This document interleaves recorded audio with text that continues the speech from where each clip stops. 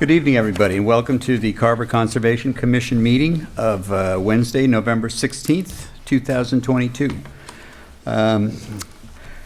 We have a fairly robust agenda this evening, but the first thing we're going to do, we're going to start off with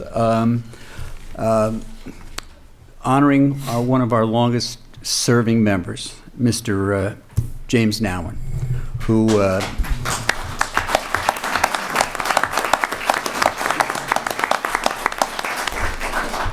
who retired from the Conservation Commission after serving for 26 years.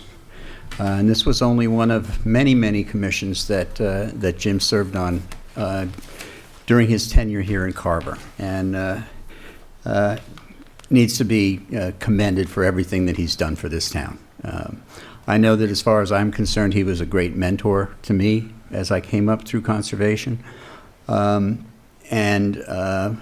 He's also a fellow New Yorker at one point, which is nice for me. So we came from the opposite sides of the Hudson River, but fairly close to each other. I believe we have a citation.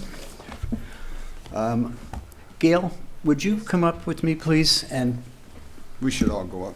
Okay, we can all go. But I want Gail to take part of this, because Gail, you were home when Jim was here. So I would like you to help present this. Dave, come on.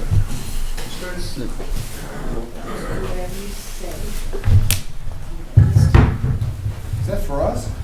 Jim will explain it. No, he said right away. No. So, this is a citation from the Commonwealth of Massachusetts.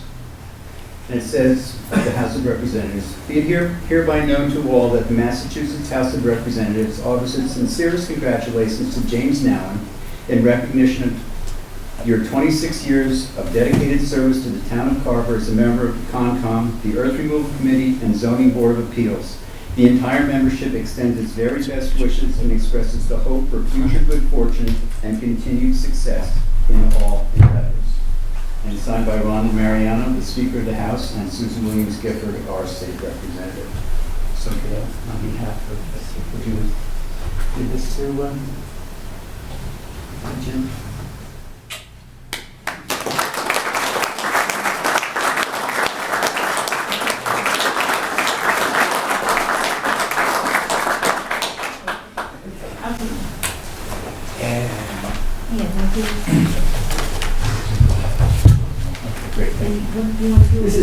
This is one picture of our wetlands area that might hang well in perhaps Randy's office or something.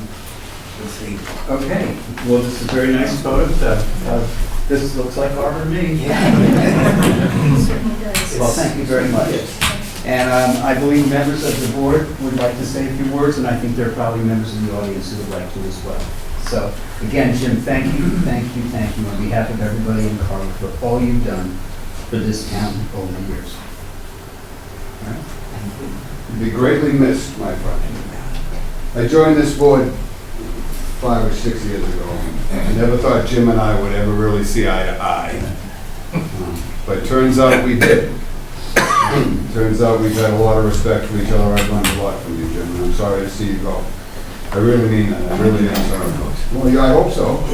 Born again. There you go. So, thank you for all your time. And we could only get, I want to apologize, because there are other boards and committees that Jim served on, but there wasn't room in the citation.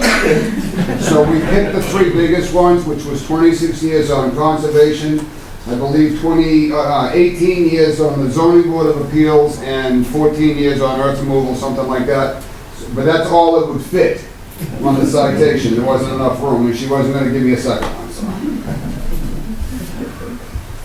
I just wanted to say how appreciative I am of having both Jim and Gail in my life. When I first moved to Carver in 2009, they were actually the first people I ran into, and ironically, out in the woods. I was on a hike out in Miles Standish, and I couldn't think of a more appropriate place for us to start our friendship than talking about canoes and paddling out in the reservoir, and we've been friendly ever since, and then we started joining each other on different committees, and also thank Jim for his mentorship and Gail for yours.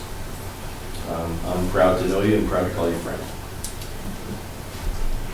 Jim, I only known you for a few months, but it's been a pleasure. Congratulations. Very nice. If there are members of the public that would like to come up and speak, just so that Area 58 can get it, would you grab a seat at the table? If there are people who would like to say something to Jim? Jim, you remember Valor? Yes. I was on the commission, this commission for 3 years. And I came from another commission, so I think, yeah, I know what I know, right? Well, he taught me a lot more than I thought I would. And he's been a good mentor to me, even over the 3 years I was with you. I really enjoyed myself and enjoyed this commission. And I thank you as a friend. I know we never saw eye to eye every time.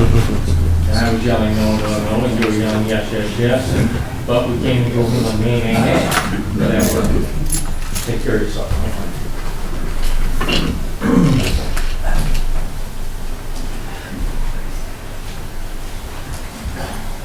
About 25 years ago, I had a lady that was imploring me to come on the property to its local Gibbs Creamery Company to do paintings. And her eye was as good as mine, having an appreciation for wetland areas. She came in one day, and I'm down in my office Sunday morning doing some work when the men aren't there, and this guy comes up and bursts in through the door in a gym appeal and starts to engage me in cranberry horticulture. We had a great conversation, and I knew that this dedicated conservationist would be thinking about the same things that we all were, and how to grow cranberries the best way, and with the least disturbance, and working with Mother Nature to have a fruitful harvest for us all, but in not despoiling the land. So my 800 acres in Carver was the land where Jim and Gail would come and hide out, and Gail would turn up these beautiful, beautiful paintings that she'd done. We have enjoyed a very lifelong relationship. I valued it greatly. Jim has been also a valued participant in the Earth Removal Committee, and we appreciated all of his input from a conservationist standpoint, and that was extraordinarily important to us. But I appreciated our relationship with Jim and Gail, and I have more paintings and photographs than I can shake a stick at, and every one of them is valuable, so I keep on rotating these things through our house and office. And but we're going to miss your participation actively. I still expect to see you drive through and look at the sunrises and the sunsets on the property, and have that special eye that your wife has for all of this stuff. But thank you, Jim, very much. We appreciate it. You've been a valued partner. Ron. You know, you have to give a speech too, Jim, before you go.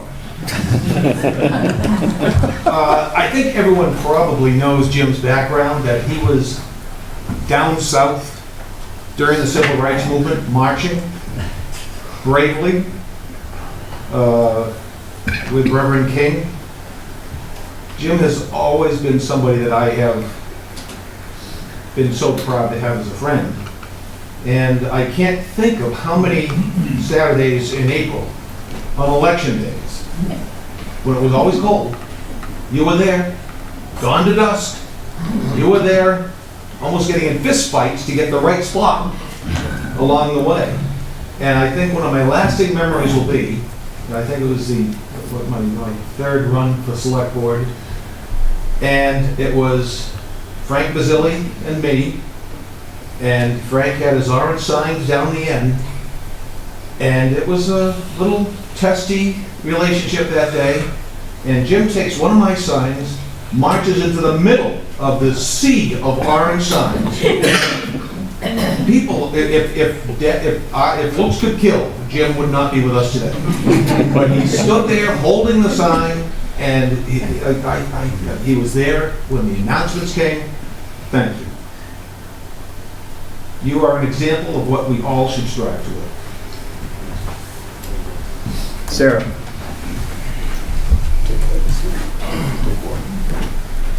Can I use this? Sure. So Jim, I have a lot of things to say. I wanted to follow up on Ron. You not only marched, but you signed people up to vote in Mississippi. I remember when you told me that, I told you, when are you going to write your book? I met Jim, I think it must have been in '94. I was on the recycling committee, which is now defunct. But we were both down at Rochester Road taking old cat food cans that people forgot to clean out and putting them in bins and whatnot. And Jim is the one who told me in 1996 that there were openings on the Conservation Commission and would I like to join. And I was so excited. I joined the commission, and I think that Jim was instrumental in so many ways for what happened next. I became the conservation agent for many, many years. And I really appreciated all your help, Jim, and your guidance over those years and your friendship. Thank you. Dick, come on up.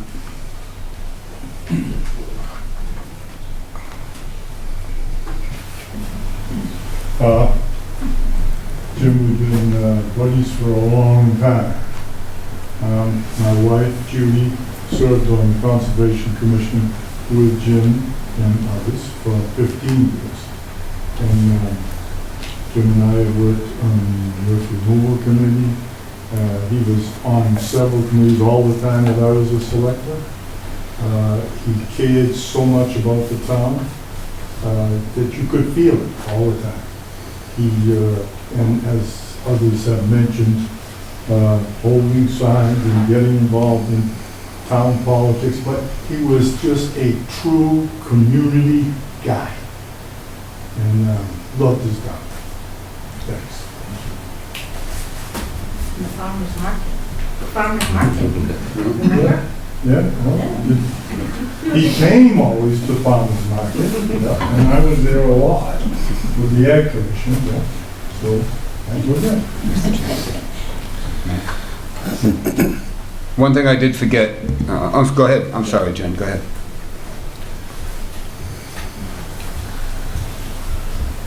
Long time ago.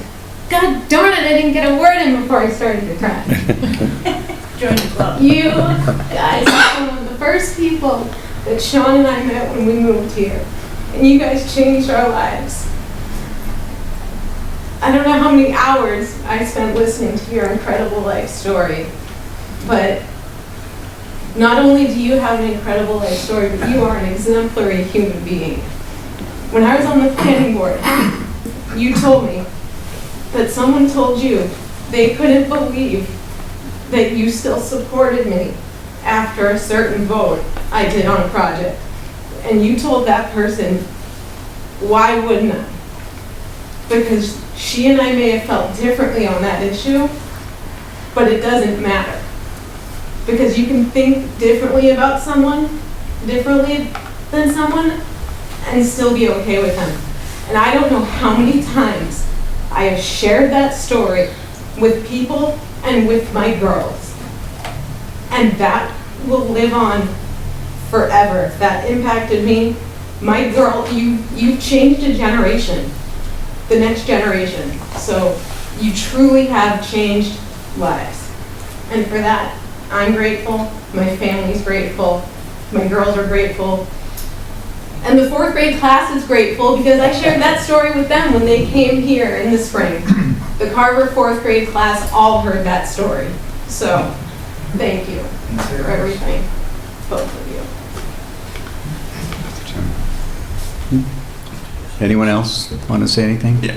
Go ahead, Steve. Go last. For those who don't know who I am, I'm Stephen Gray. I'm the chair of the Zoning Board of Appeals. And I first met Jim when he came on 17 years ago. And I believe truly that he is one of the primary reasons, ladies and gentlemen, that the Zoning Board of Appeals has not been reversed in a court of law since he came on. He has always been mindful of rules and regulations in the town, educated himself as to the bylaws, which are not always easy to understand. And I know personally that I appreciated having him sitting to my right all those years. I always considered Jim to be sort of the guardian of the green spaces in the town of Carver.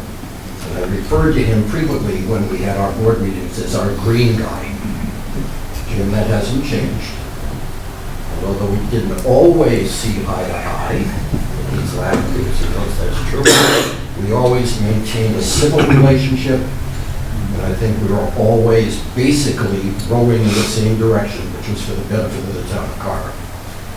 So on behalf of the Zoning Board of Appeals, a couple of members are here tonight. I want to thank you, Jim, for all of your assistance over the years. Not just participation, but assistance as well. Stephen, thanks very much. Yeah, good to see you. Jim, would you like to say some words? Mr. Chairman? Yes. Oh, go ahead.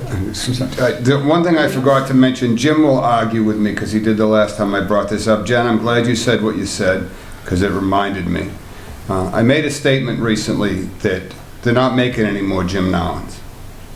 And by that I mean I see some faces that are sitting on boards for a long time. I see Stephen and I see the Sharon. There are members that have been sitting on boards for a long time. Jim's 26 years. I think, Sharon, you got 30 on the ZBA.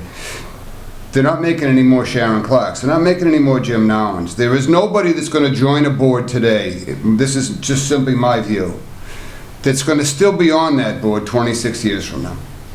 I truly don't believe that anymore. I think that takes a dedication that is second to none. And I think it takes a drive. And I think that Jim Nowen is exemplary in that drive. So whether you agree with me or not, Mr. Nowen, they're not making any more Jim Nowens.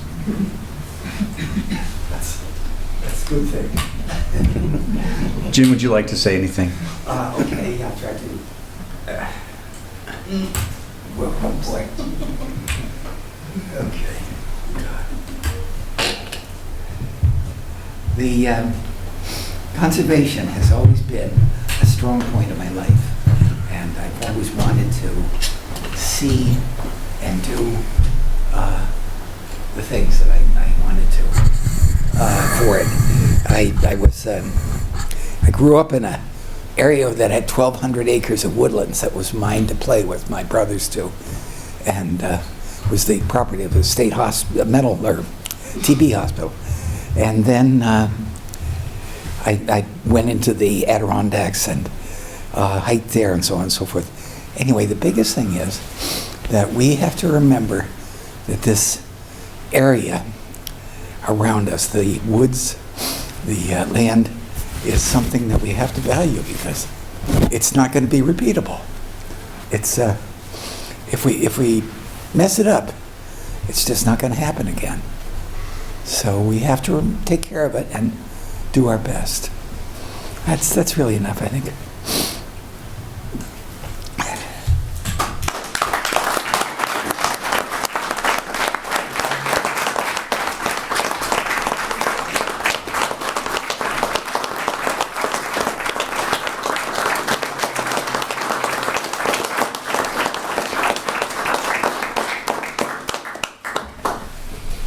Once again, thank you very much, Jim, for everything you have done for Carver and will do for Carver in the future. You just were doing Conservation Commission stuff right there, so thanks. You're emeritus.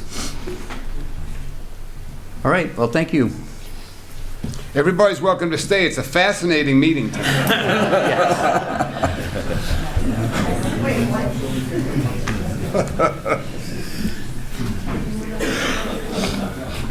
Just take a recess. Like a 2-minute recess. All right, we're going to take a 2-minute recess so people can give Jim their well wishes. Okay, we're back.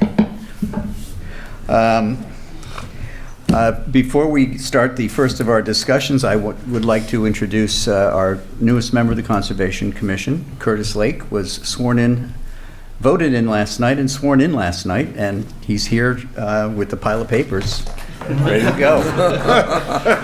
So, welcome, and buckle up. It's convenient when you get appointed and the town hall is still open. Yes, and we have a huge agenda on your first night here. So anyway, welcome aboard, and I think you'll find it both entertaining and educational. I really do.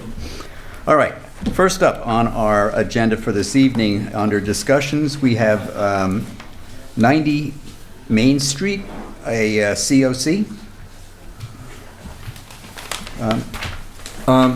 Okay, it's going to be for a partial COC. It's for one building and the paving around it. On the site plan that you gentlemen have in front of you, it's the 11 by 17, looks like a picture of a site plan. That was the submitted plan with the NOI.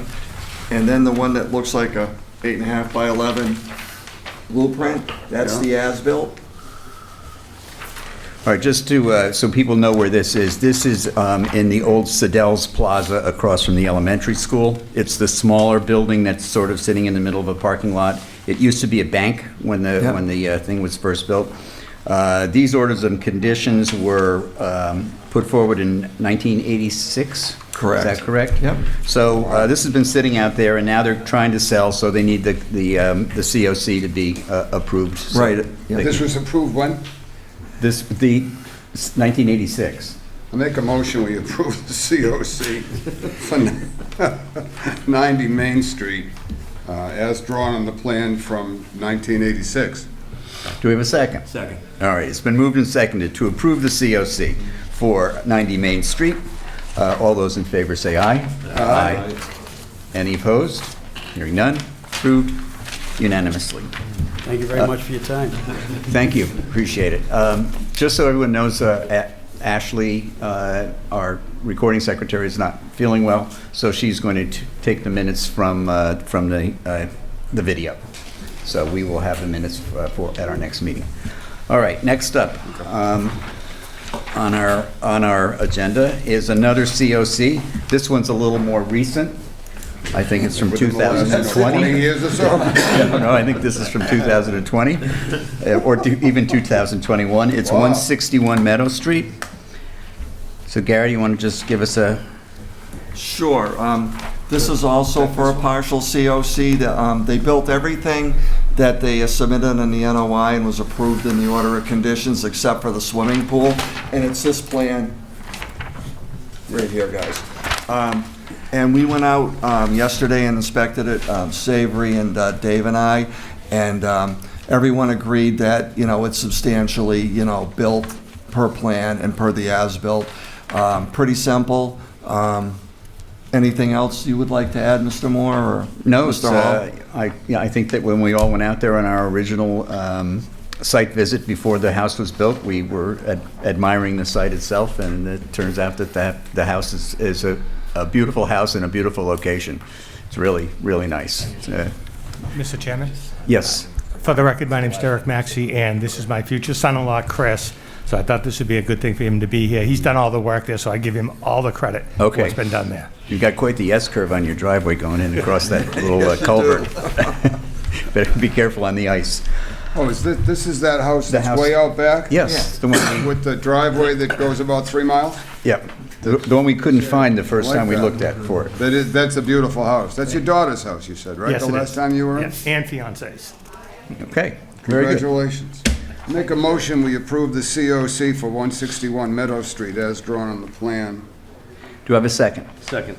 All right, it's been moved and seconded to approve the COC for 161 Meadow Street, as shown on the plan, dated 9/3/21. So it is only a year old. Yep.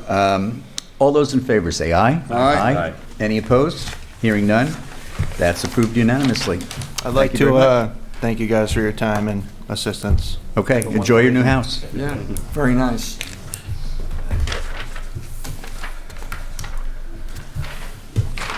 All right.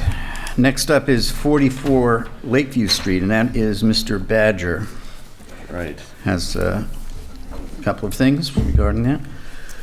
So, I've talked with a few different contractors regarding projects that could be done there based on a preliminary vision that we've loosely discussed over the past year as to what the possibilities are.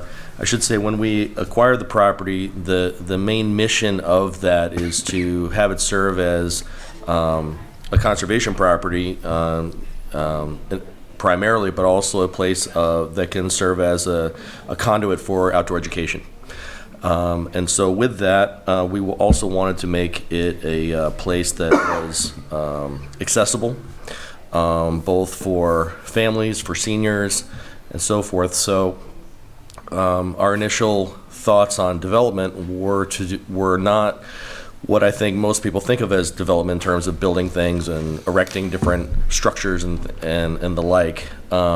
Instead, what we're going to do is have it serve going from the lowest hanging fruit, as it were, introducing indigenous flowers to the field that's out toward the water.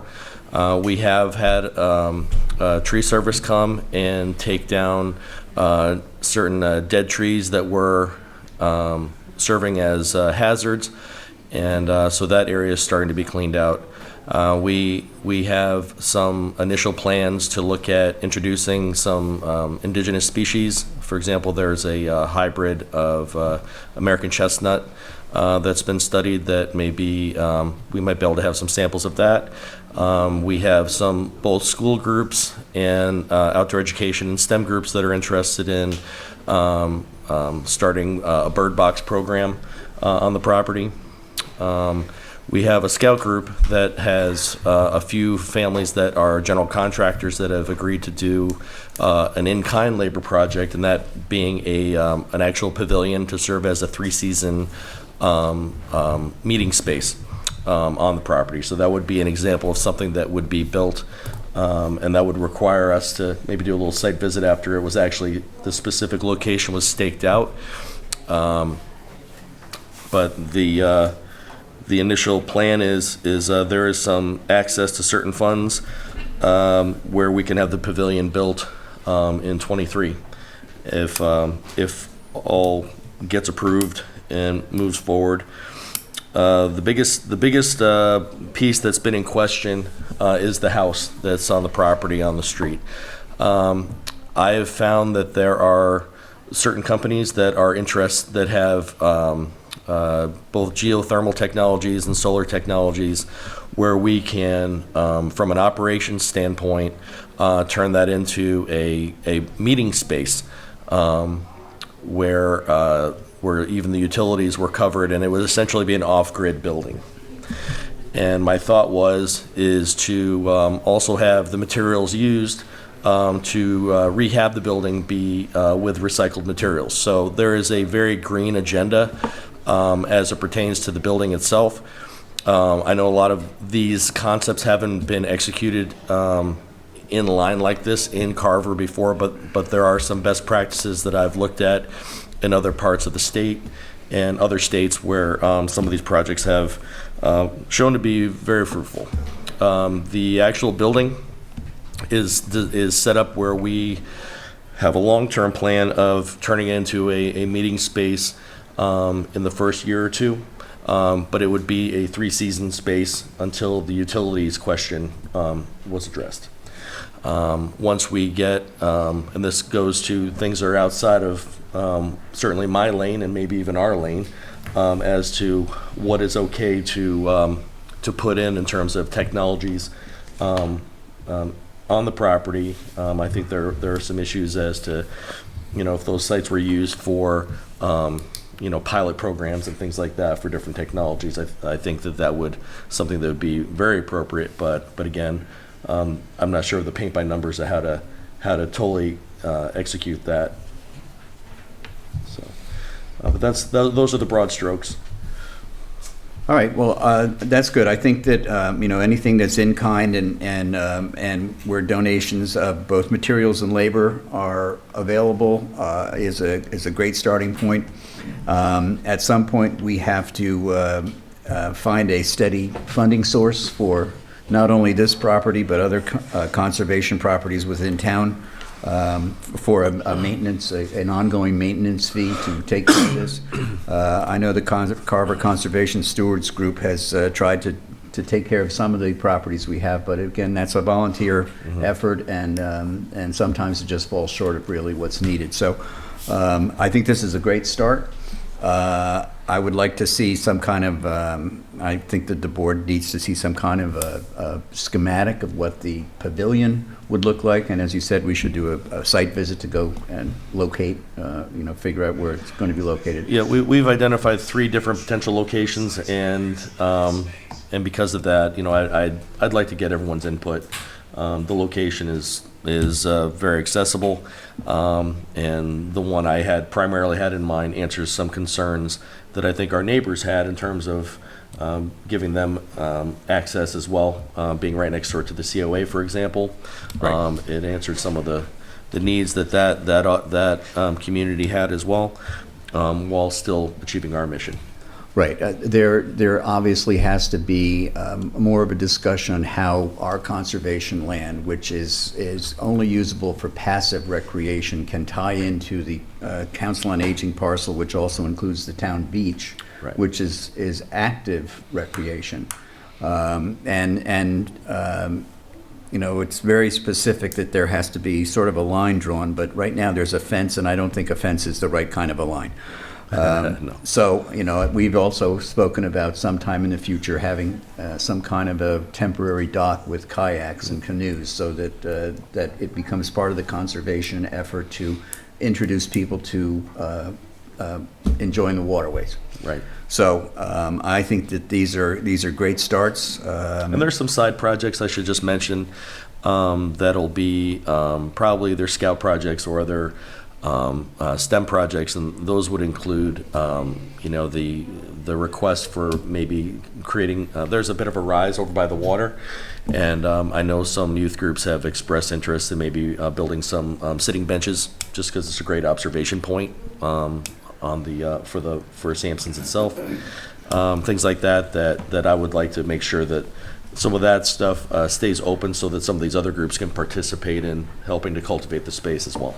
Okay, very good. Do you have any of these proposals in writing that you could share? Not as of yet, because there were.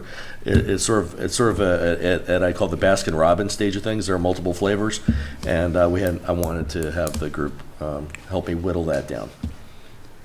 Okay, well, I mean, it follows pretty much what we had talked about from day one when we acquired the property. What we wanted to do. We've always known that the structure itself should be used for educational purpose, meeting purposes that are geared towards the conservation aspect of things, and we had talked about gardens and plantings, and maybe involving, again, this is a part of the longer conversation, but again involving the members and people who go to the Council on Aging to become perhaps stewards of growing. Mm-hmm. Getting some kind of a gardening group together within the COA for them to maintain or at least plant what could go there. So I think this is a great start. Are there any other? I was just going to say, having it turn into an open meeting space. The way the house is structured, it has the potential to actually have 2 main halls, actually. So, more than one meeting could happen there at once, and having it be open in that regard with certain obvious restrictions, with it being a 3-season space to begin with, opens the door for them to participate in. All right. other projects. Any other comments from? It would also meet some open space considerations too for the town. Yeah. Mhm. True. Any other comments from members of the board? No? All right, well, Dan, thank you. It's a great start. All right, next up on our agenda is the Redevelopment Authority and a short presentation on a parcel of property in Carver. The address is 0 Wade Street, which is in Vaughan Estates, which is down by the airport off South Meadow Road. Ms. Clark. Good evening. Thank you for having me. My name is Sharon Clark. Just before you start, I just want to say that if we do have a vote this evening, I'm going to abstain from the vote because I'm the vice chairman of the Redevelopment Authority. So while I'm certainly aware of the property, I'm not going to take part in any vote we may have on. Well, feel free to ask any questions. All right. Okay. All right. Go ahead. Sorry. My name is Sharon Clark. I'm currently the chairman of the Redevelopment Authority. Before I begin, I have one thing to say to Jim, and that's to correct the ZBA chairman, which I don't like to do, but sometimes you have to. He sat to my right for 18 years. Okay, Jim was right here. We worked together on all the cases. We had one-word notes going back and forth, so we didn't appear to be talking to each other. That's why you've been there for 30 years. I've seen a lot of people on my right, and I truly enjoyed having Jim. I learned a lot from him. And, but I didn't want Mr. Gray to get away with that, okay? You were my right. Okay. I sent ahead and I gave him, I believe you have, what is a very small package of RDA materials concerning this one particular parcel. I had sent them to Gary ahead of time. One of them was 17 pages long. I condensed it to one so that I didn't have to print off what were pages and pages of minutes of past meetings. This is a 6.32 acre parcel. I sent the subdivision plan and the assessor's map for you for a reference. It's at the very end of Wade Street. Wade Street is part of Vaughan Estates. It's opposite it's a subdivision, the large subdivision opposite the airport off South Meadow Road, if you need kind of a place. The Redevelopment Authority, the brief, very brief history of this parcel is that in 2003, there was a tax lien foreclosure by the town. In 2009, it was transferred to the select board at a special town meeting. In 2010, the select board conveyed it to the Redevelopment Authority for future development, possibly sale. It even lists residential, and that's the copy of the deed that you have. That is standing as the current deed. The confusion started a few months ago when somebody inquired what's going on with that parcel. And going back through the minutes, taking one of our members, Joanna Layton, took what is only an atrociously deep dive into minutes that were on other people's computers that she had to dig up and find. Apparently in 2012, the RDA, the then members of the RDA voted to return the parcel back to the select board. A meeting shortly thereafter, the select board voted to accept the parcel. Then they had a further meeting with some abutters discussing it, and then it just died in 2012. So for 10 years, there's never been a deed created. It's kind of in limbo. In 2019, the Bristol brothers, who own the weather vane property behind it, or beside it, emailed our former TA about purchasing the property. He said he was going to look into it. He brought it to the RDA. I was on the RDA at the time. No deed could be found. COVID came along and some things just got shelved. Since then, we started looking into the ownership. This is what we've come up with. This is the chain of ownership. So we had what I considered legal votes sitting out there that needed to be attended to. On August 18th, Savory and Joanna Layton appeared before the select board to discuss where do we go with this? Does the select board want it? What to do? All along the way, the abutters have been pretty vocal. They've attended many meetings. They've attended most of mine. I don't know if anyone's here tonight. Concerned about the parcel. To give you an idea, if you look at the map, it's got 25 feet of frontage, a little kind of narrow, then it blossoms out into kind of a, triangular shape. It was the old stump dump for when Williams built the 130-odd homes in my subdivision. It's slanted, it's hilly. It's not an attractive piece of property. I believe the Bristol brothers might have wanted it just for open space.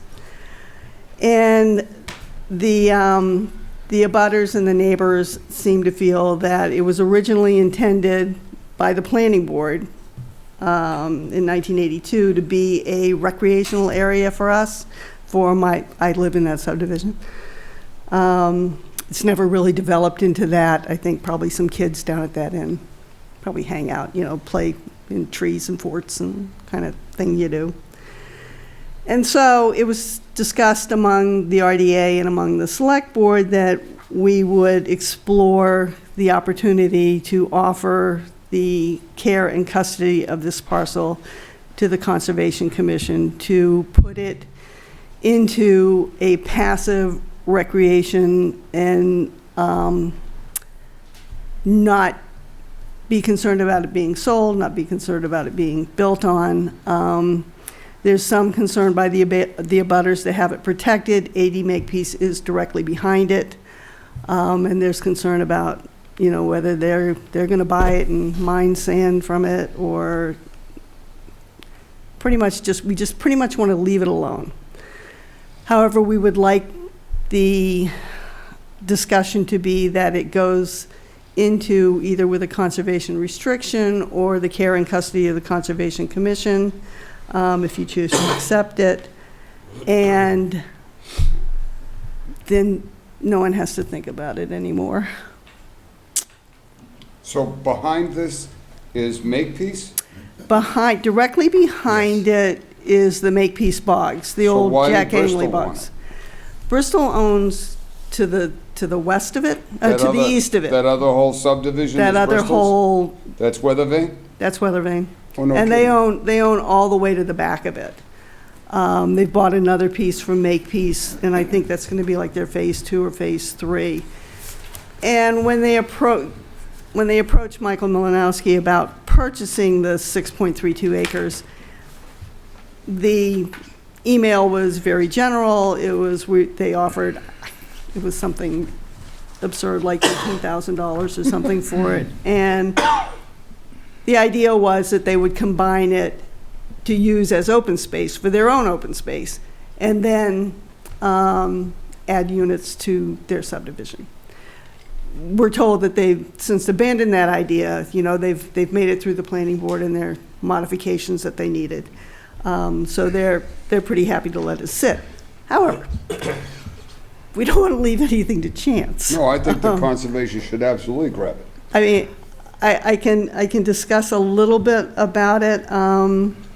There is a concern about a possibility of an encroachment from an abutter, a building. We do have to have, or we are planning on having an instrument survey done.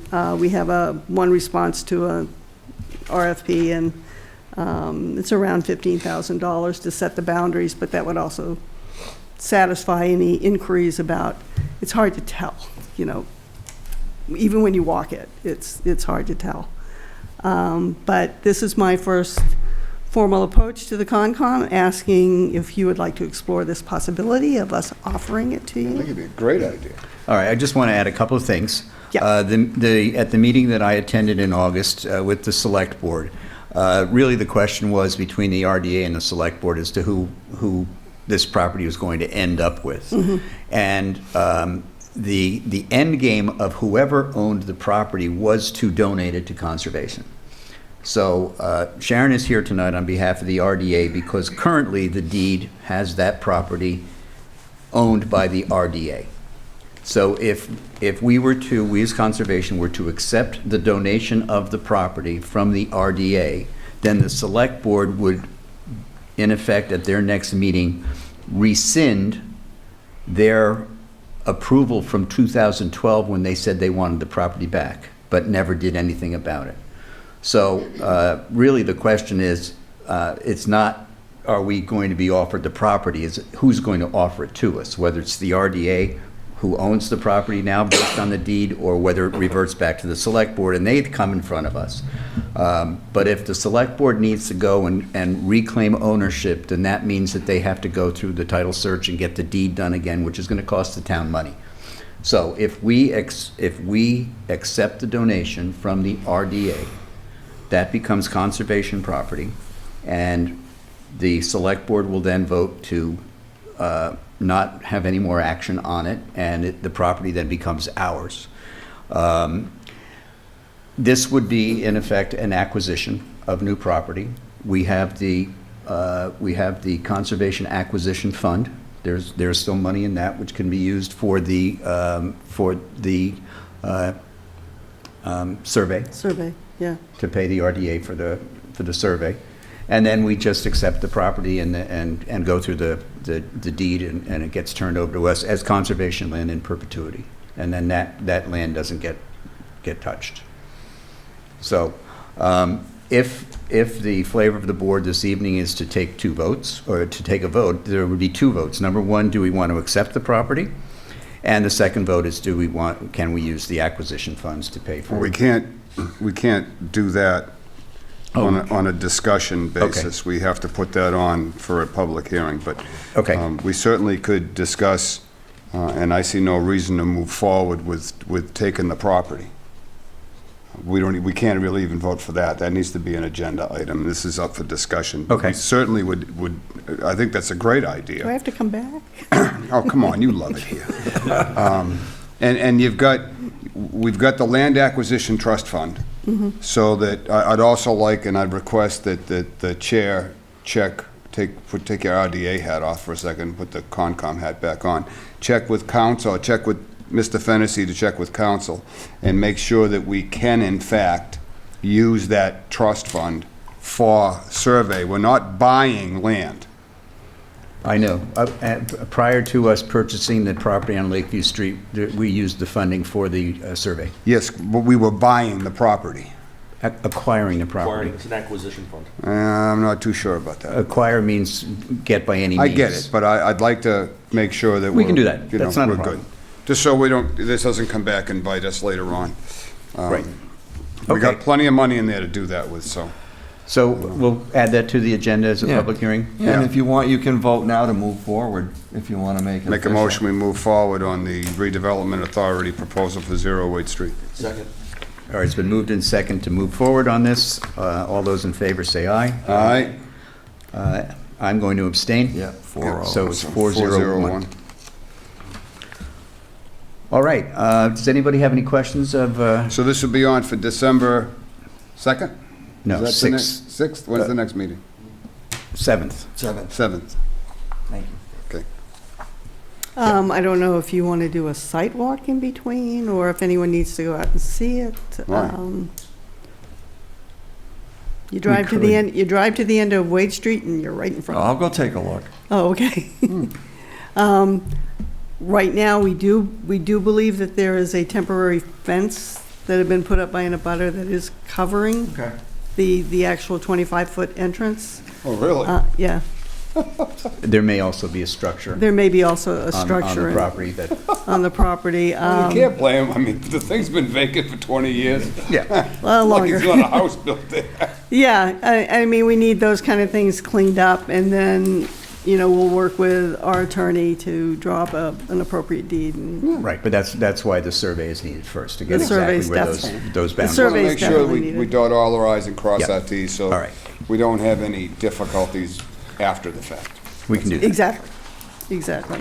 But the RDA needs to go back to the select board and let them know either you voted to be interested in it or we're pursuing it, and then we'll go to them when I guess it's all done. We can do that. One We way can or the take care of other. that, and one of Okay. our select board members is still in attendance, so, Oh, yeah. So, Okay, I just want to make sure that all the meetings are scheduled. okay. That's fine. So we just have to let the select board know that it's going to be at the Concom's next meeting on December 7th that we will take the vote on Okay. accepting the donation. And that of will the be a property. public hearing, so if any abutters Right. wish to come and Right, speak, they it can. has to be made I'll let them public. know. Yes. I don't know, is anyone here tonight? Brian? No? Okay. Is there anything else I can answer about the property, or?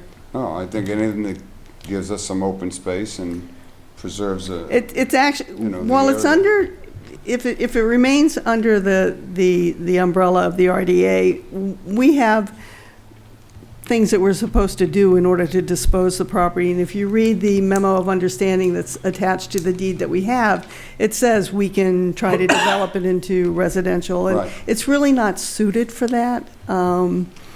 It can't be a rear lot by zoning. I mean, it would take an awful lot of tweaking to put it. It's been bounced around to be affordable housing. It's really Was not there a once suitable. upon a time variance for the 25-foot frontage? No. No. Odd. No, I mean, this is So a, this is technically a, it was this never is a a lot. Jack Williams development, and he always put odd pieces of land as recreation space or open space, and then let them be taken for taxes, and this was, and it was So, foreclosed but it on. would still need a variance. You would need, A it only variance. has 25 feet Right. of frontage, and then it goes straight down. Then you'd need all kinds of relief from You that. need- Yeah, you know. and really, it's the clearance and the water issues, and this. This is It's just a the hard easy. luck lot.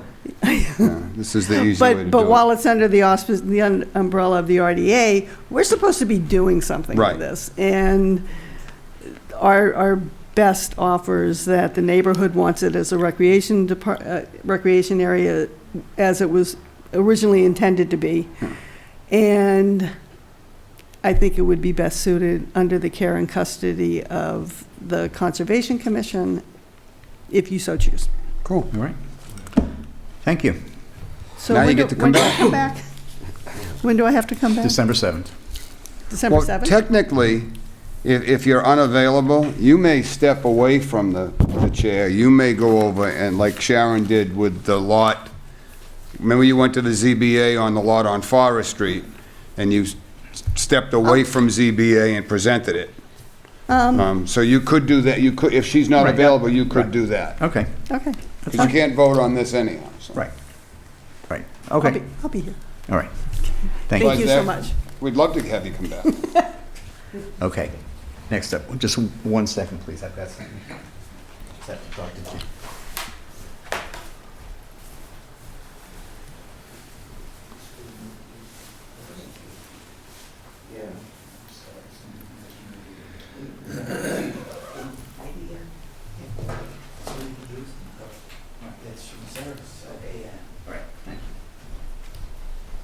Okay. All right. Now, thank you for everybody for your patience tonight. First up on our continued hearings is 0 South Meadow Road, NOI DEP SE 126649. And since it's continued, I don't have to read all that.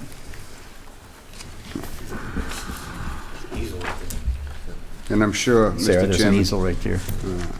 I'm sure Curtis knows, but you can discuss, you can opine, but you won't be able to vote on this.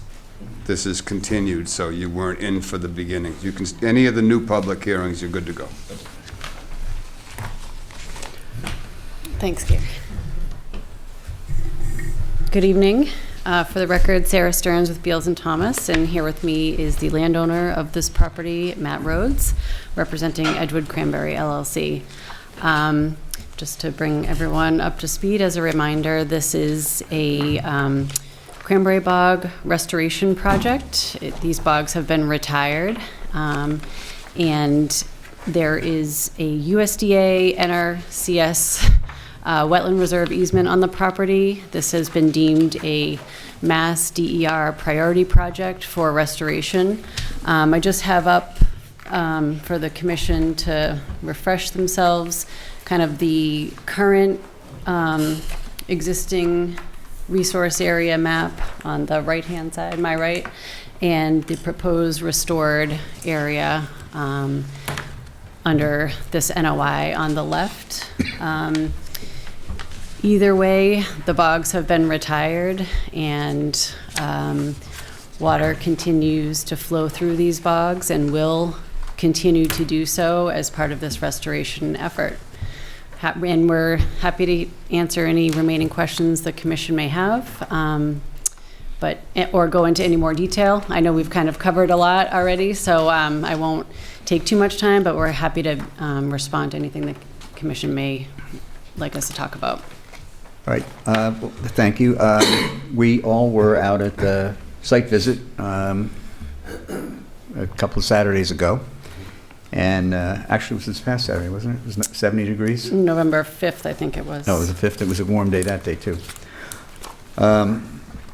So I don't have any further questions on this.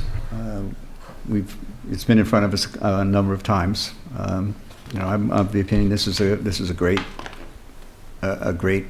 use of the property, and it's going to be much more beneficial in the long run than just having the water run through the bogs as they stand today.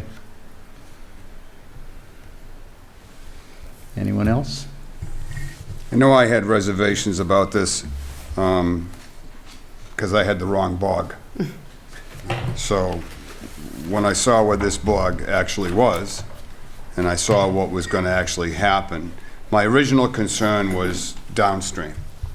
And then looking at what you're doing now and what you're changing and what will still be flowing, and it's not the bog I originally thought it was, I have no issue with this. I think this will work just fine. I don't see any restriction downstream. Like I said, it's not the bog I thought it was. So that works out much better for me. I had the same concerns once we realized what bog it was. One thing I'd like to point out is the care that's gone into the planning of this in terms of it being a regeneration plan. It's not just cutting off one end and another. They're going back to the way that water actually flowed as opposed to just having one direct channel. And for the audience who may not know or understand what goes into this, by creating bends in the waterway, you actually enhance the quality of the topography, and it also encourages wildlife and encourages different flora and fauna to gravitate toward that area again. And I think this is a wonderful model to look at for future projects. Thank you. I agree with Dan. I think it's perfect. It's well said. And it's also, the bottom line is this is very expensive. He could just walk away, and we'd have some bogs that look like some of the other abandoned bogs in the town. And 10 years from now, there's 14-inch trees growing up through the center of them, and they're just nothing but a briar patch. This will actually turn into something, and this is not at an inexpense. This is a great expense to do this, especially when you're talking about pulling up cranberry mat and letting some of this area go back to what it would be.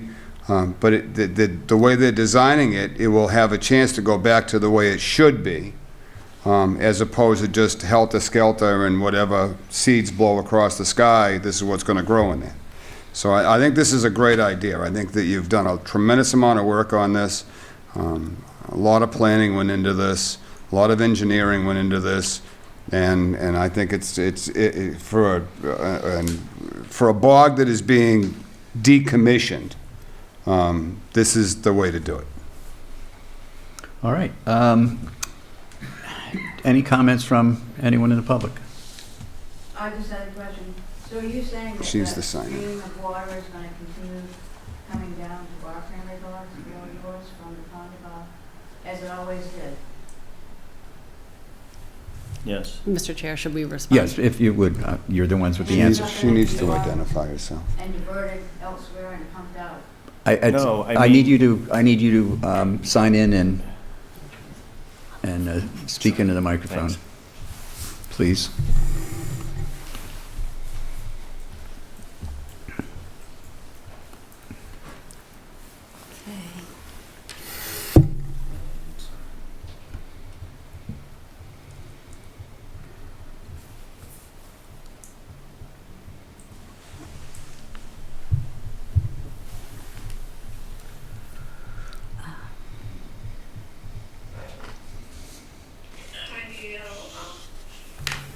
I just wanted some assurance that the stream that has always flowed down since we've had the bog since the 1940s is going to continue, and it's not going to be stopped up on the other side of Ward Street.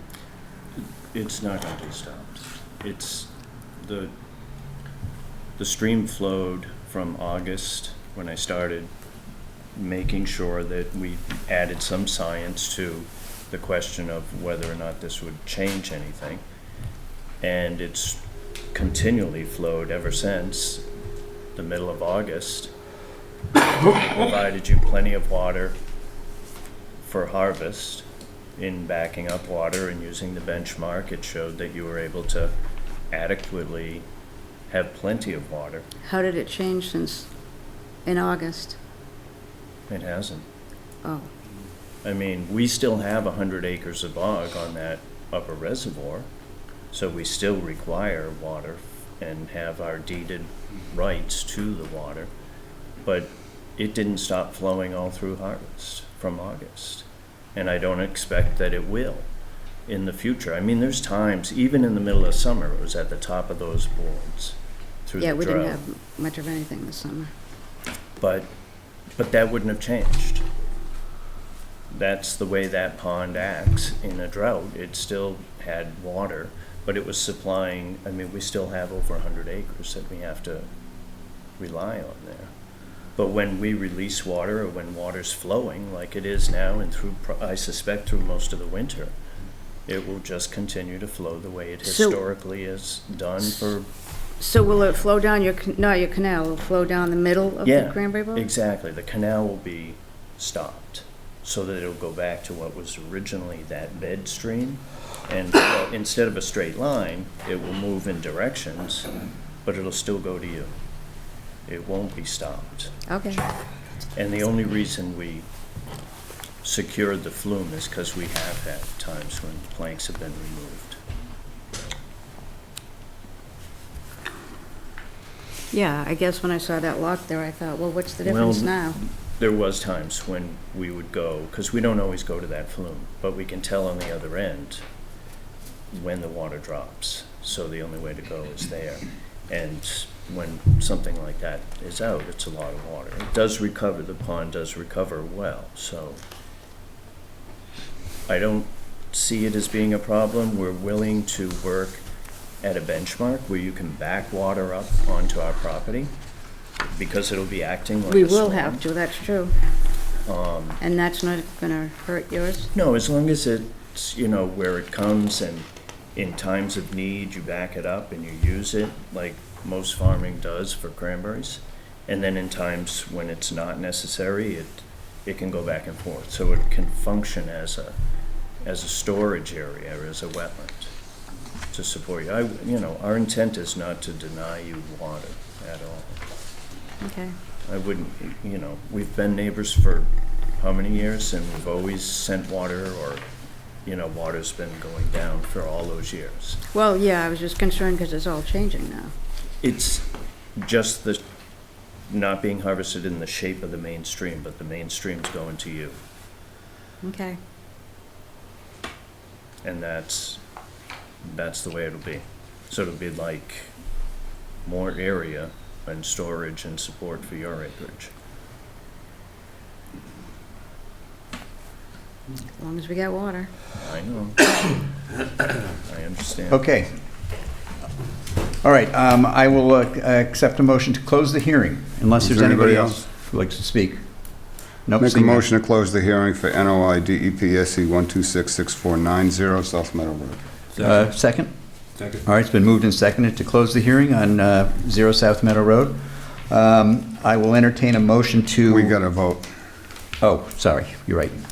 All those in favor, say aye. Aye. Any So opposed? it'll be 401. Hearing none, it's 401 as a continued hearing. All right, I will entertain a motion to... Motion to approve the NOI for DEP SE 126649 as drawn on the plan dated June 22nd, 2022. This is no other revision? It has not been changed since we filed. Okay. June 22nd, 2022. Second? Second. All right, it's been moved and seconded to approve the NOI for 0 South Meadow Road. All those in favor say aye. Aye. Any opposed? Hearing none, it's 401. Believe, is there no variance here? Yes, there's work within the 65. Because Oh, yeah, okay. it's in there, so... Make a motion to approve the variance for 0 South Meadow Road, DEP SE 126649 on the plan dated June 22nd, 2022. Do I have a second? Second. All right, it's been moved and seconded to approve the variance on NOI, on DEP SE 126649, 0 South Meadow Road. All those in favor say aye. Aye. Aye.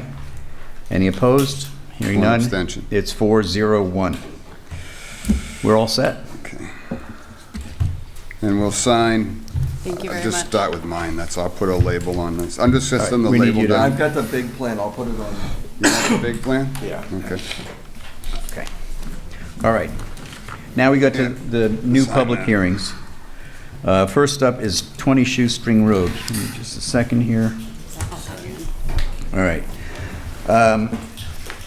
Notice is hereby given in accordance with the Massachusetts Wetlands Protection Act, MGL Chapter 131, Section 40, and the Carver Wetlands Protection Bylaw that a public hearing will be held at 7:00 p.m. on Wednesday, November 16th, 2022, in Meeting Room 1 at the Carver Town Hall to hear the request for determination of applicability for NGR Cape Cod LLC to remove the existing pool and construct an activity pool with water features, mechanic building, and a deck within a previously disturbed area. This RDA outlines the details of the proposed project, where the proposed project itself falls under the amended order of conditions DEP file 1260636. A portion of the proposed project is within 100 feet of the bank of Ben's Pond.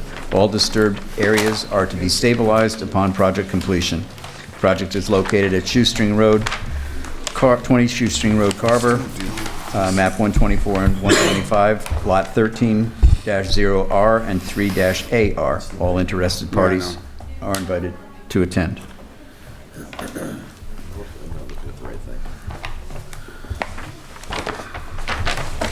Guys, ever going to finish this, though? Here we go.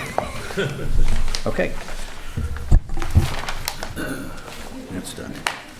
Mr. Chairman, I'm pinch hitting for Dan Flores regarding Jellystone Cranberry Acres. I'm pinch hitting for him. You've seen him 6 times during the course of the year for this project.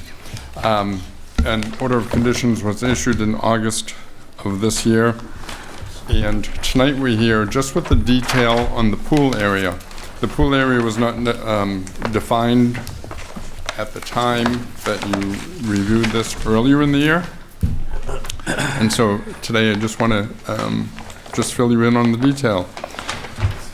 One of the first pages that you have there is sheet number 2, the existing conditions plan.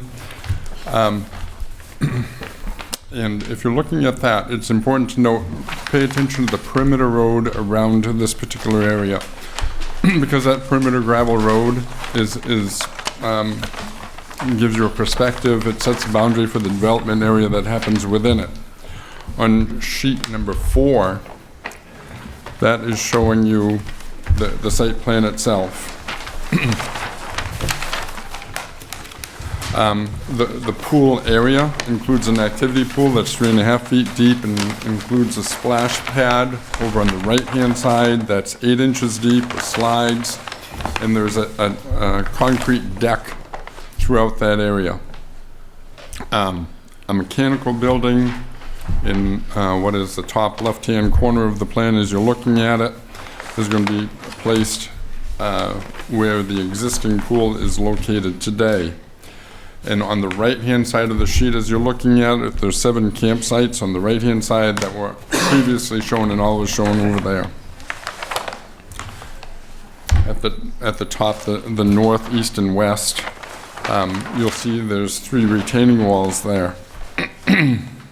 There's approximately 7,600 square feet of impact area, and the impervious area on here is increasing by 11,700 feet to a proposed total of 40,450 square feet. We're here because part of this is within the 100-foot buffer, but pay attention, no part of it is within the 65-foot buffer. And I think specifically... Wasn't this part of your original drawing? I'm sorry? Wasn't this part of your original site plan? It was. It was, but I'm showing you the detail that's happening inside that pool deck. I think when we did the site visits and stuff, it was just not determined how you're gonna lay out the pool yet and stuff, but we always knew the pool was going right where it is. That's correct. Yes, we did. And there was, the board, the commission wanted to know too how we're handling stormwater runoff. You'll see, and that's the point that I'm really getting to. Within the concrete deck, there's trenches that are picking up the stormwater. Yep, I see it. And it's going to a pre-treatment hydrodynamic separator, that CDS unit that you see there, which filters out the debris and hydrocarbons, and then that's being discharged to the infiltration basin over in the top right-hand corner. That infiltration basin is outside of the 100-foot buffer. With those 2 elements, the hydrodynamic separator and the infiltration basin, we're reducing the stormwater peak flows coming from this site.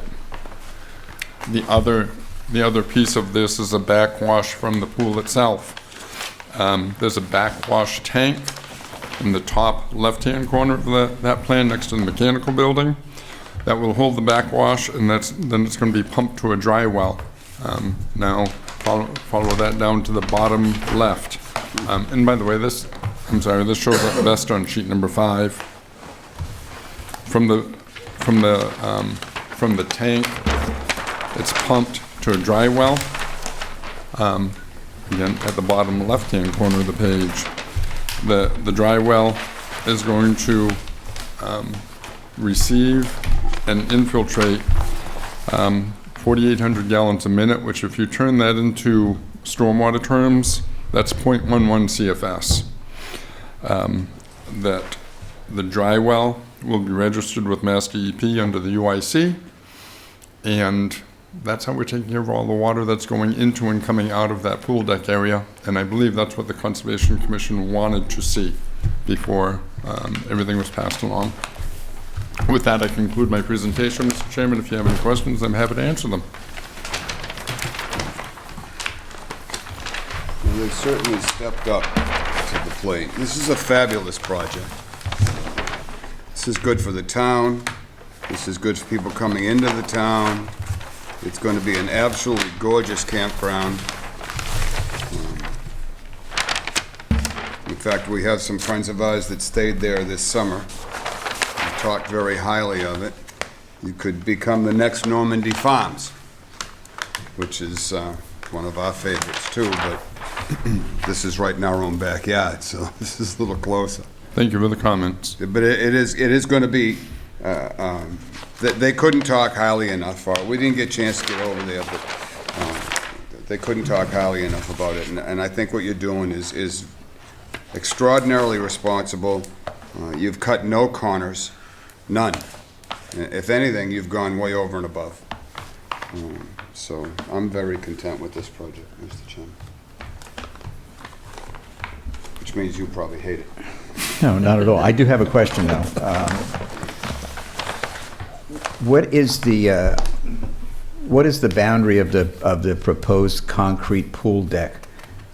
Is it on the, like, where's? Are you looking at the colored picture? I'm looking at sheet 4. With color? Oh, no.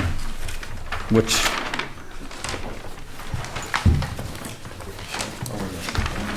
They Here. have to put concrete, they can't put dirt there. No, I know, no. Okay, all right, that's what I thought it was. Okay. All right.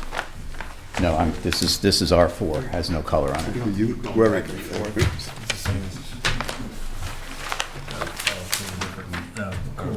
Very good, cool, thank you. Okay, all right, this is, Yeah, the only reason it's in the 100 is because Ben's Pond's right there, and they're using Ben's Pond. So. no, I know, and this was already disturbed, this is where the Yeah. old pool was. That's right. All right. I like it. And it was also covered under the order of conditions. That's right, and it was part of the This is just a original plan. detail. That's it. So, Okay. you want to entertain public comment? Right. Do we have anyone who wants to comment on this? Whenever you're ready, I'll close the hearing. All right, so, I don't see a need to continue it for I any. recommend to the commissioners, if they're going to approve this -3 determination, with implement and maintain all erosion controls for a note. okay, Okay. so I'll accept a motion. Motion to close the hearing for 20 Shoestring Road on the RDA. I have a second. Second. It's been moved and seconded to close the hearing on 20 Shoestring Road. The RDA, all those in favor, say aye. Aye. Any opposed? Hearing none, we're unanimous. Okay, so I make a motion to approve. No negative determination. I get to that. Oh, Sorry, yeah, negative determination. Only the state does this stuff, I I know. swear to God. So I approve to no yes. 20 Shoestring Road on the RDA, negative determination. And to include in the order of conditions, what the conservation agent suggested. do I have a second? Second. All right, it's been moved and seconded to have a negative determination, stage 3, or It's number 3. number 3, with the conditions set forth by the conservation agent. All those in favor say aye. Aye. Any opposed? Hearing none, we are unanimous. Thank you very much. We're going to have a stamp put on one of these, and we'd like you to sign a copy of the plan so we keep it in our records with your signature on it. Do you want to sign one of these? I can change it to an... Yeah. Why don't you give him a second one? So we'll keep ours and let this gentleman sign a blank. Then you can just write all over I'll it write any way all you over want to that. write down that one. I have to let him sign this one. All right. Next up. Make sure you put your title when you sign it. Because you scribble. When you sign it, put your title beside it, because you scribble. 20 years from now, we'll try to figure out who was this masked man. We sign in your, you got your copy? Is that what you're doing? Yeah, he's all set. Okay.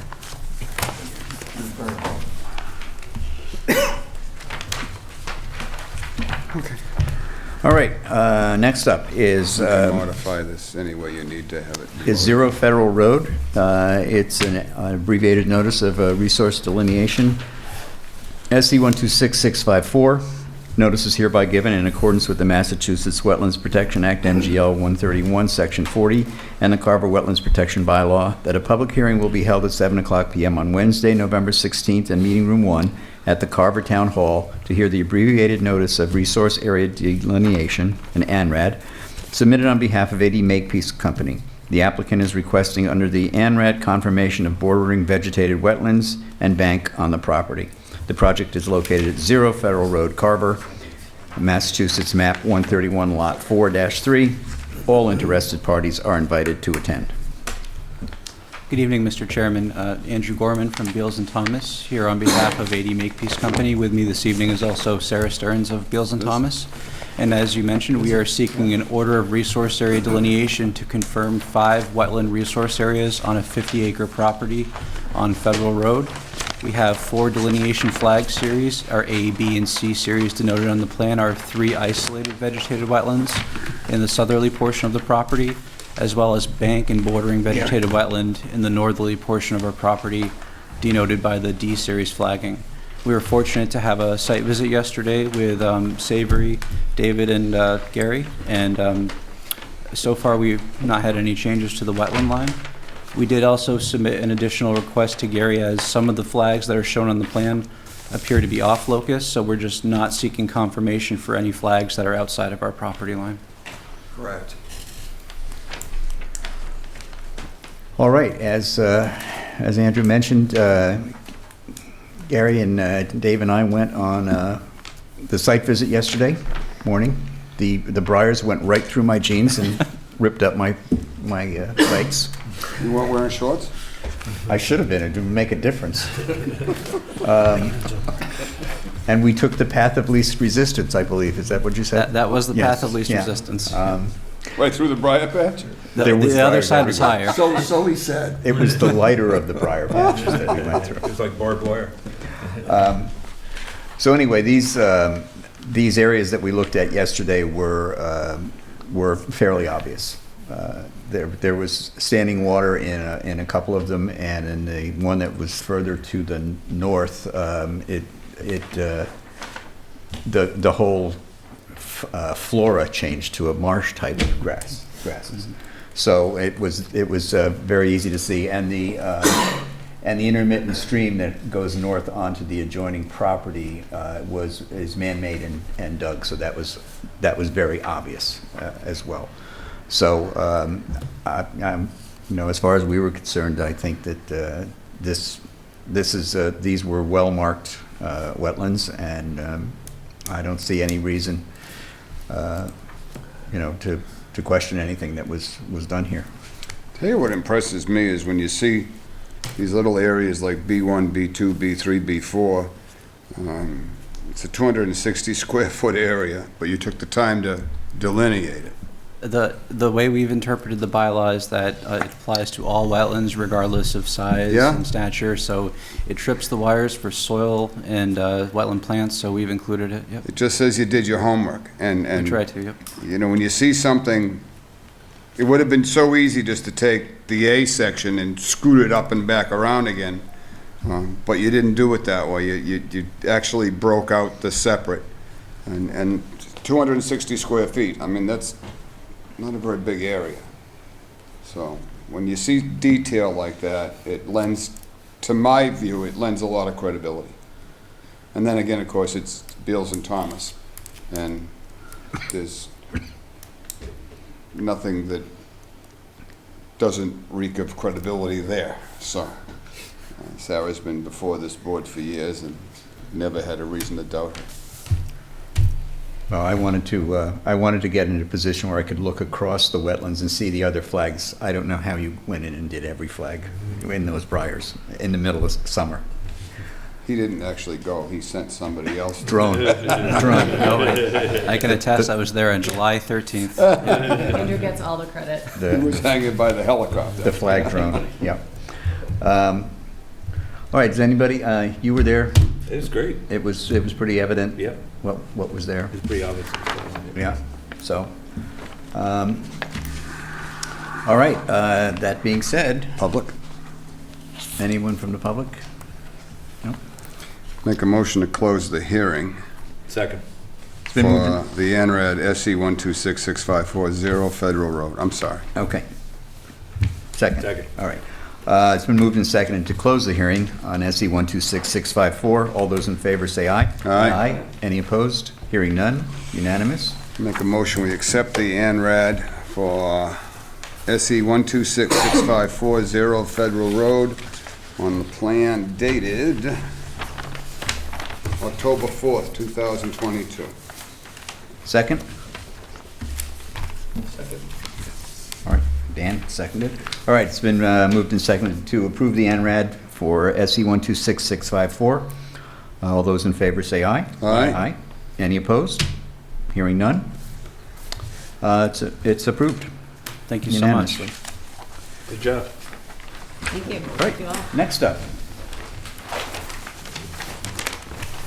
We have 96 Purchase Street. Stacy's.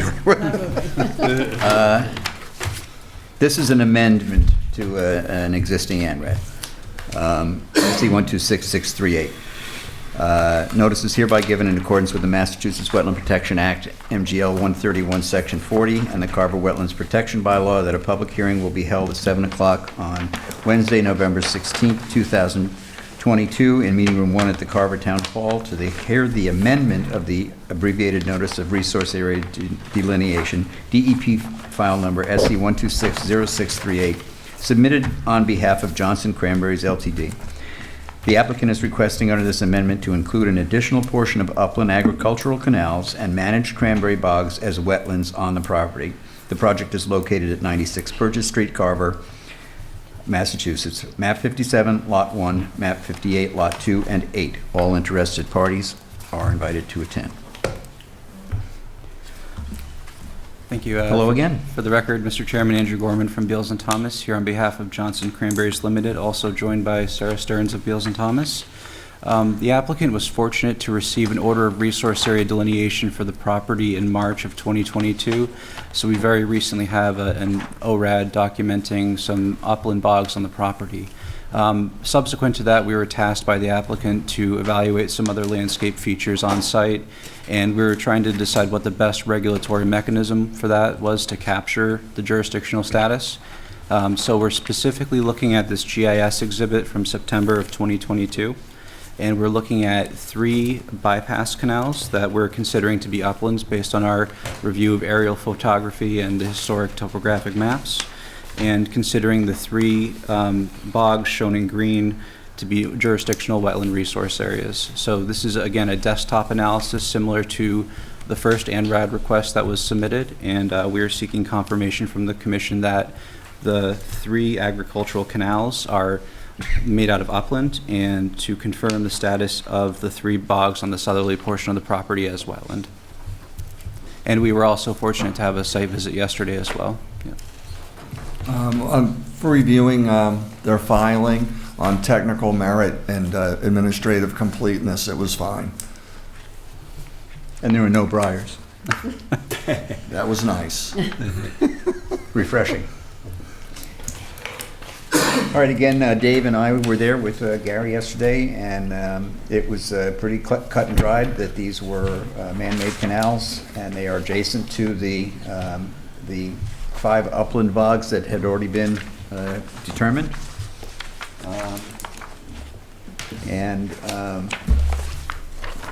It was fairly obvious. The other 3 bogs that they're indicating as being wetland bogs, there is the stream that flows through all 3 of those bogs right down the middle. So that continues to be a wetland.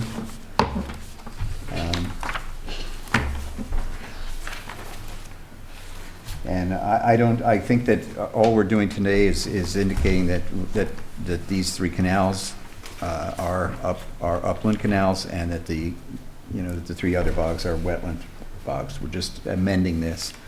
The time comes when if something is going to be done on the north end of this property, perhaps there is photographic history here of, or I guess in what was given to Gary, that showed what the contour of a body of water was in that area prior to.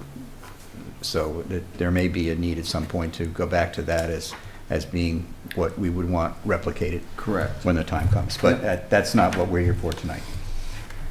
So, does anybody have any questions on this?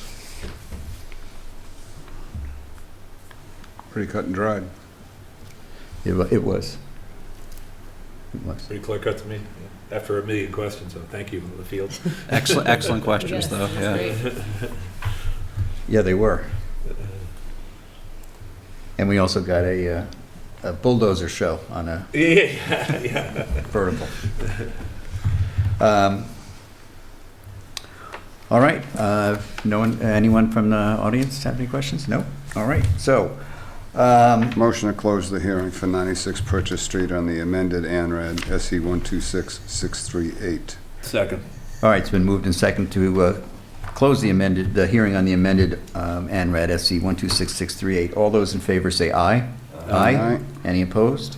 Hearing none, it's approved unanimously. Motion to approve the amended ANRAD for SC 126638 at 96 Purchase Street. Second? Oh, second. What do you want to use this 2021 aerial Yep. as the reference? Yeah, this is the one The we plan looked at. date is September 1st. Okay, well, I'm going to specifically cite this from the Let's do, 2021 yes, area. use that. That's Just what to we put it out there. That'll be fine. That's what we were looking at yesterday when we were out there. All right, it's been moved and seconded to Signed. approve the amended ANRAD on SE 126638. All those in favor say aye. Aye. Any opposed? Hearing none. It's approved unanimously. Thank you so much. Thank you both. Thank you. Thank you. Do you need Thank us you. to sign anything, or you good? Yeah.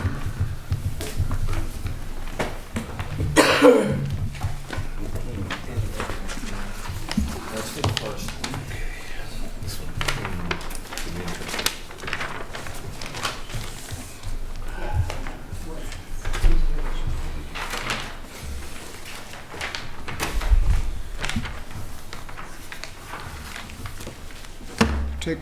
Pick my thing. Who took it? I don't want it there. No, I can't have it. It's got to go his. It's got to go in the file.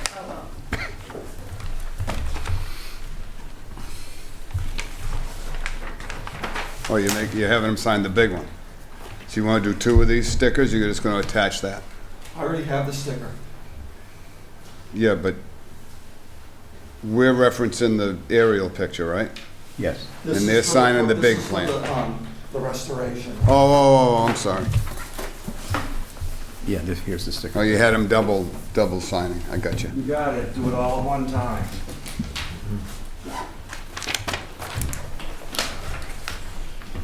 Thank you, Sarah. Thank you, guys. Thank you all.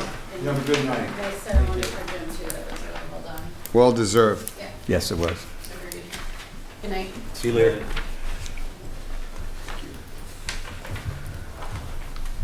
Thank you, sir. All right, finally, 5 Stanley Lane, SE 126655. Notice is hereby given in accordance with the Massachusetts Wetlands Protection Act, MGL, Chapter 131, Section 40, and the Carver Wetlands Protection Bylaw, citation 9.2, that a public hearing will be held at 7:00 p.m. on Wednesday, November 16, 2022, in Meeting Room Number 1 at the Carver Town Hall to hear the notice of intent submitted by the CE Development LLC for the grading associated with the proposed residential 20 by 40 in-ground swimming pool within a 100-foot buffer zone to a bordering vegetated wetland. The project is located at 5 Stanley Lane, Carver, Massachusetts, map 36, lot 2-24. All parties are invited to attend. Hi. How you doing? I'm fine, thanks. How are you? Good. I'm Greg Drake from Outback Engineering, representing CE Development. The prospective buyer for this property asked the applicant to, if they could site a pool in the backyard. And this plan shows 20 by 40 pool. Most of the work is outside the 100-foot buffer, except for some grading to level off an area behind the pool. None of the work goes into the 65-foot no build, and we will obviously be putting sill fencing in and everything to protect for erosion, and that'll act as a limit of work. And I do realize after I submitted this, I did not put any signs on that, so that'll something we'll have to add to the plan. And basically, I'll open up to any questions you may have.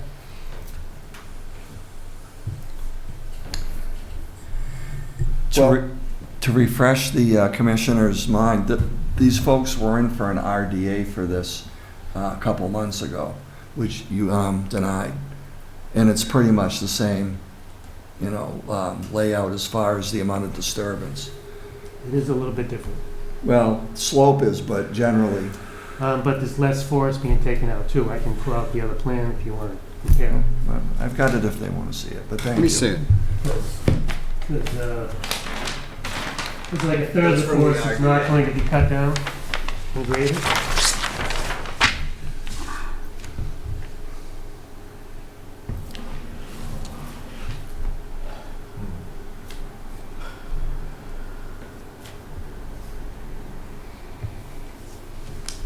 It is different.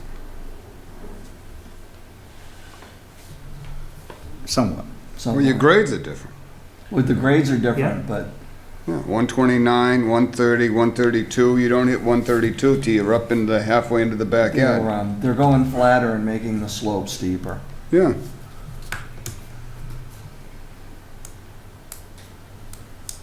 But we are leaving a section of forest area that we're not clearing. You want that? But the other one sure, cleared I'm that whole, familiar with it. I all the remember- way back to the one, to the 65. I remember being at that when we first went out there.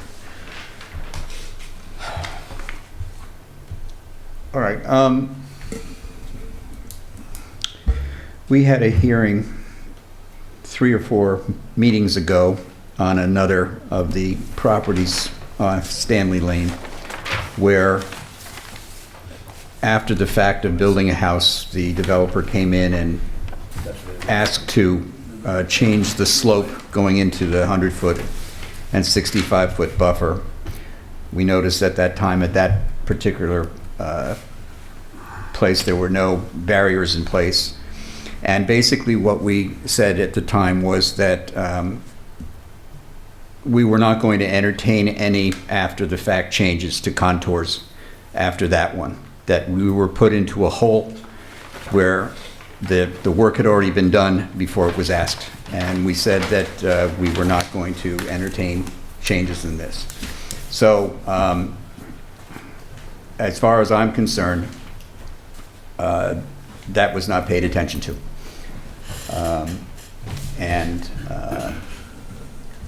You know, I understand that, you know, they want to increase the size of the yard and have a nice slope going down from their pool, but if they want to have a flat area around that pool, which looks like it's going to be what they're looking for right now, it would be my expectation that at the 100-foot mark that they put in a rock retaining wall and leave the contour and forest of the backyard the way it is right now. That's my opinion. What are you going to hold the slope back with? What are your thought? What are you going to do with it? What's going to hold the slope where it is from the 132-foot elevation down to 120? There, right now, it's just loam and seed. I'm sorry? Loam and seed. I mean, you could obviously put erosion control fabric on it as well. What do you want? Put a wall in, you mean? Want a rock wall? What do you want? I want this area undisturbed because we'd already said no in the RDA. I don't disagree. And so if they can make the slope to go down to whatever the current terrain is and still put in the pool and not encroach on the 100-foot. Yeah, I know. That's what. This is again, it's an after the fact. Hey, we got approval on this. Now we're coming back for something that. I get it. No, I fully get it. I just want to know what your thoughts, what you wanted to do. My thought is to leave that buffer zone between the 65 and the 100 the way it is now. So you want to stop everything at the 100? Mm-hmm.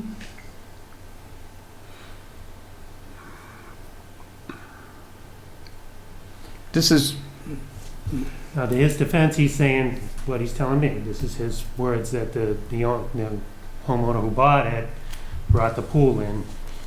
I know he was talking about doing a larger backyard, but that was kind of his thing before he had the pool, before he had someone to buy it, so. Dave, you got the other plan? The You want the old one? The old one? Yeah, the old. He's got it. Well, you got it back? Yeah, I'm trying to keep it separate from those. And then he's looking at lot 10, and lot 10 is got a whole backyard down to the 65, so I think he's comparing it to that. Yeah. Mr. Chair, if I may? Yes. So the only reason where the comparison with some of the other lots is going to be moot in discussion is because some of those situations, they got away with one. And in terms of clearing that shouldn't have been cleared. But so that the audience listening understands, you have listed here, you have drawn out here the proposed tree line. The tree line right now, assuming more trees haven't been taken down, if I'm not mistaken, is right up to the 100-foot line. Is that not correct? Yeah, it's right at the one. As of right now? Yeah. Okay. Yeah. So part of this That's That's proposal. the proposal is what they're taking down and what they're gonna leave. How many trees are you planning on taking out? Because those are holding the slope in as of right now. Do you know how many? I don't know exactly how many. No. Okay. Listen, I don't have a problem with approving the pool and making the 100-foot the cutoff. That's, I don't if either. they want a pool, then that's the way it works. They don't want a pool, then If this were, this has gotta stop. I agree with you. yeah, if this were something that was necessary for the structure itself, the Yeah. home itself, I would have a little bit more leeway. But this is for a pool. Do they need a pool that's that big? Do they need that much lawn behind it? Could you just leave the slope the way it is, just put a pool in? I'm using a way to do that. Well, that's Well, what it I'm could thinking. actually get That's closer to what's- the existing house also. I mean, it's, you know. Yeah. Well, I've got to go back to the, Yeah. I mean, there's a bunch of places, to put the pool. You could flip the pool the other way too. Yeah, you can turn it. Yeah. You can turn it. Yeah, 90 Turn degrees. 90. Yeah, So there's no hardship right. There it is. if There we is no don't hardship. allow them in the 100. Do you know what I'm saying? I understand. And that's usually my trigger. Yeah. Yeah. Yeah.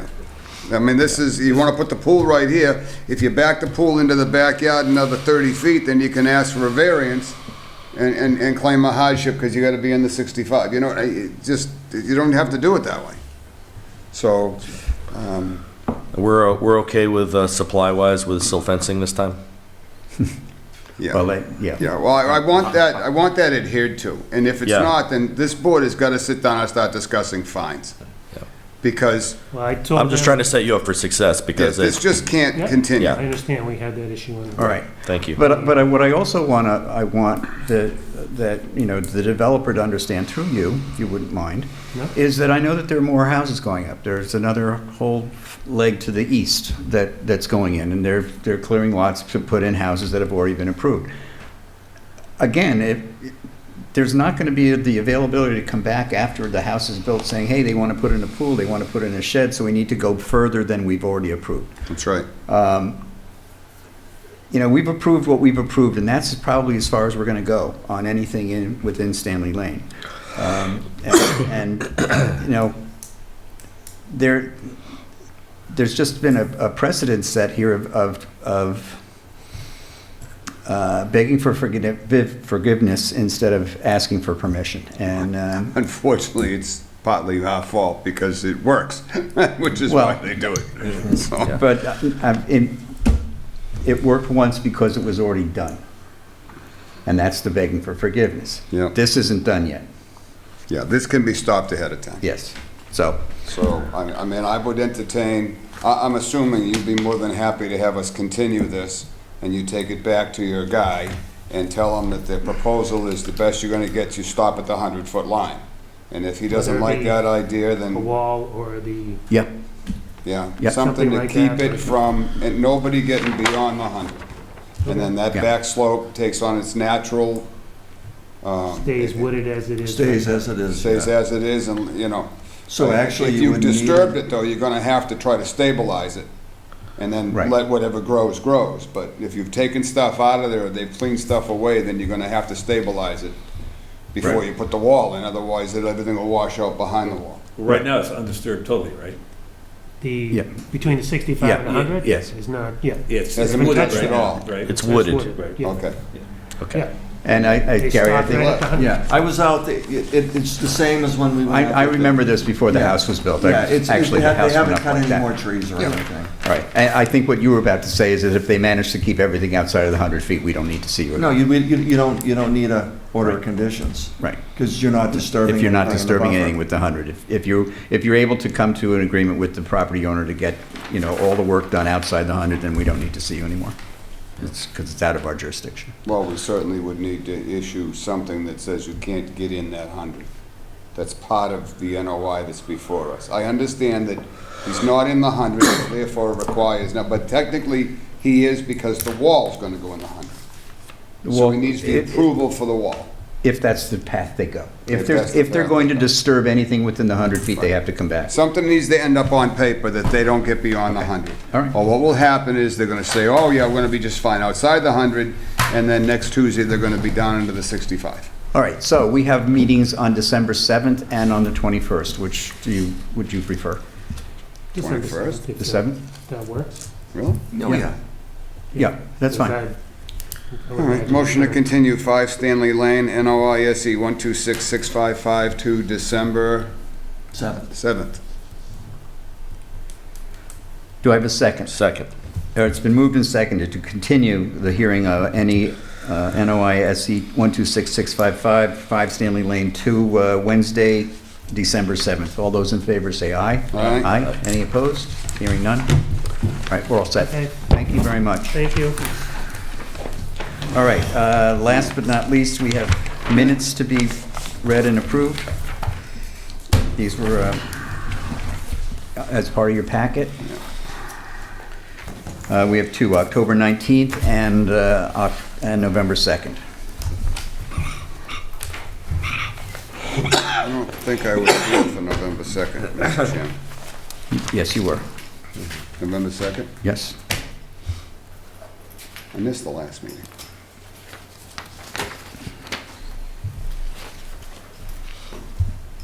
You missed the last meeting? Oh, that's right. So Yeah, he wasn't here for the all right, second. so then we have to amend. And I can't vote on it, so. Right. You'd take me out. All right, so There's just 3 of us. That's correct. okay, so let's go October 19th first. Make a motion to approve the minutes as written for October 19th, 2022.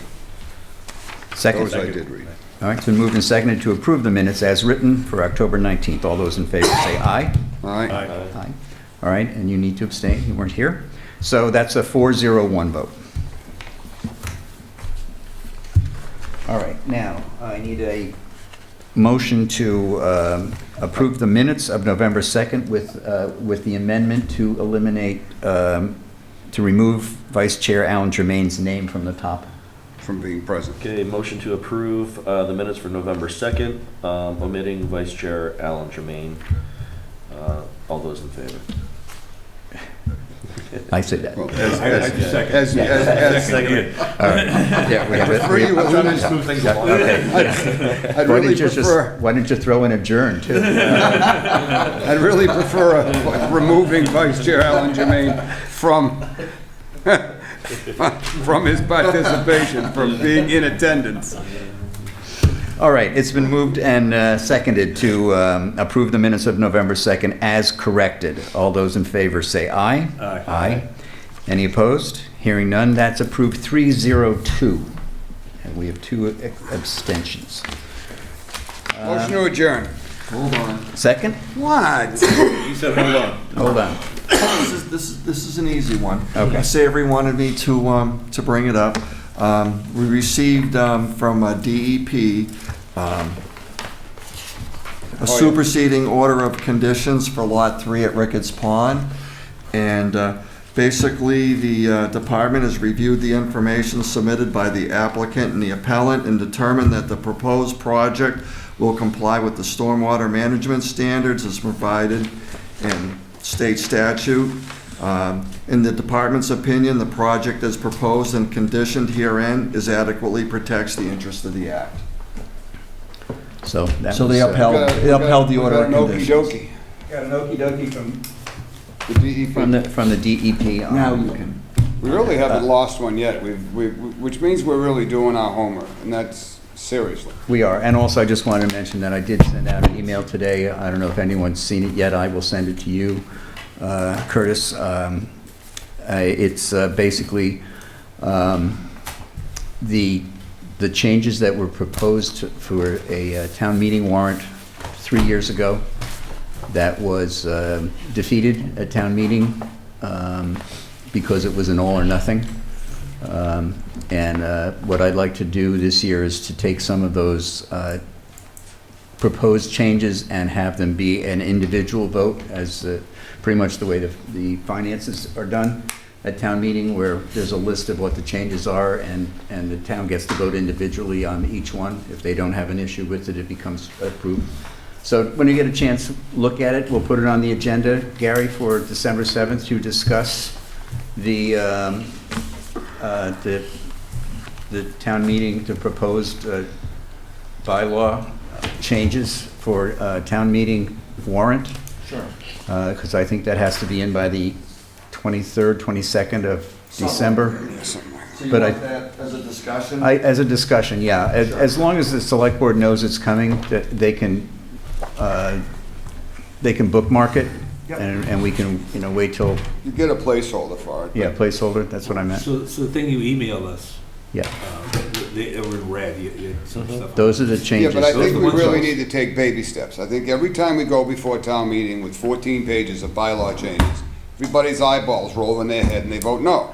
So I think it's much easier if we just pick out a couple of big deal changes that we want and we'd like to see put in the bylaws and make it short, simple, sweet, and then live to fight another day. Just a couple of them, okay. And I've been saying this for 3 years. Right, and I agree with Alan. I think that what we also need to do is talk with our town administrator to see if we have to put the entire bylaw as an appendix. I don't believe we do. Well, I was told by the town administrator who was here at the time 3 years ago that the entire bylaw had to be an appendix. I would think just the paragraph that indicates what we're changing. I think that would alleviate a lot of Sure it would. the doll eyes that people As get. long as they let us do it, yeah. Yeah, There's if we can do that. There's then- nothing that scares town meeting people more than they open the warrant and Article 22 is Article 22, and we keep Right. going, and it's Oh, page totally. after page after They page. go brain dead. And I think that they're looking at it, and usually it comes toward the end of the meeting or the end of the night anyway, people are toe tapping to get the heck out of there. Right. I just think it's difficult to throw that much at them, that's all. So take a look at it, and if there are things that you think that we should add or need clarification or enforcement or more strictness or less, just jot it down, and you can send any comments to me individually. Right. Don't copy everyone, because that's... That can't be debate. And that way I can put everything together so we have it here to discuss when we have the meeting on the 7th. All right? And since we're on the record for just a moment, again, welcome. I strongly suggest that if you do not have a carver.mass or carvermass.org email address, or carvermass.gov, but I don't even know if they have any more available. Some of the members of the Finance Committee use their last name .carver@gmail. So my point is that you should establish right away an email address that is only used for Carver Town business, because everything you put in your email is a public record. So there's no reason for you to tie in your personal email with it. You need to have a isolated. A lot of the FinCom members, because they didn't have enough Carver Mass addresses, ended up using their last name .carver@gmail, and that seems to work great, because now it's separate. So That's a with great that- point. That's a good idea. That's a very good point. And I will, one more quick thing too, that I was reminded of this recently by the town administrator. Anyone that's using their phone during a public meeting, in other words, if I pick my phone up and I look at the date to have a meeting, technically, what I just did on my phone is a public record. So if you're seen texting, even if you're texting your wife, and someone wants to get what were you texting during the meeting? You have to turn that over, even though it's your private phone. Because it's on the camera, they've seen you using it. This becomes a public record. It's why my phone stayed way over there tonight. Just so you know. And All with right. that, motion to adjourn. Second. All right, moved and second to adjourn. All those in favor say aye. Aye. Any opposed? Hearing none, we're out. Thank you, Area 58.